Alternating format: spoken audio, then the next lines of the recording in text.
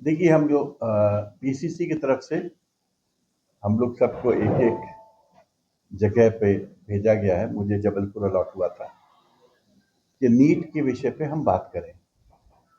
जो परीक्षाओं में एक विफलता थी सरकारों की, जिस प्रकार से पेपर लीक हो रहा था, एग्जामिनेशन सिस्टम का जो अनादर हो रहा था और जिस प्रकार से बच्चे परेशान हो रहे थे, चाहे सीबीएसई के रिजल्ट्स को लेके था और तमाम एग्जामिनेशंस के बारे में हम सुन रहे हैं। महाराष्ट्र में भी ये हो रहा है, कई स्टेट में हो रहा है।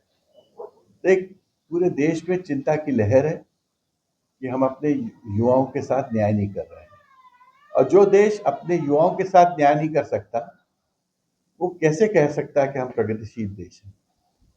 तो कांग्रेस पार्टी इस बात को लेके पूरे देश में प्रेस कॉन्फ्रेंसेस कर रही है, जिस तरह से मैं यहाँ कर रहा हूँ, और हम एक प्रकार से चेतावनी दे रहे हैं।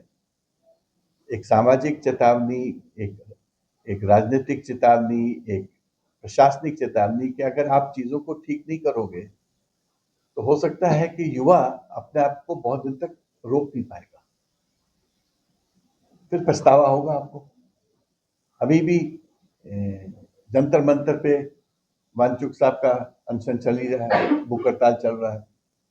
हर चीज ठीक नहीं है।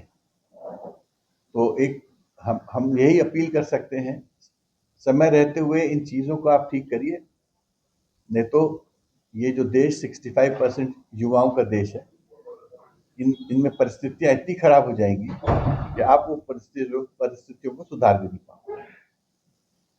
सर, कांग्रेस इसमें किस तरह से स्टैंड? नहीं, कांग्रेस तो एक विपक्ष है और विपक्ष खाली अपनी बात उठा सकता है। समझदारी से प्रशासन करना, करप्शन फ्री गवर्नमेंट चलाना, इस प्रकार से एडमिनिस्ट्रेटिव लैप्सेस नहीं होना, ये तो शासन पक्ष का के ऊपर होता है निर्भर। हम थोड़ी प्रशासन चला सकते हैं। जो लोग प्रशासन में हैं उनको प्रशासन चलाना पड़ेगा।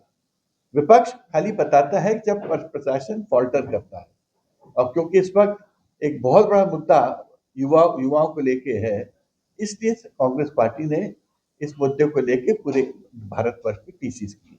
तो कुछ बदलाव की जरूरत समझ में आ रही है आपको? नहीं, बदलाव इन द सेंस कि आपको पूरा गवर्नेंस मॉडल आपको चेंज करना पड़ेगा। आपको लोगों से संवाद करना पड़ेगा। आपको युवाओं की कठिनाई समझना पड़ेगा। अब देखिए, मुझे बहुत छोटी सी बात है मध्य प्रदेश में, ये पुराना दर्द है युवाओं का।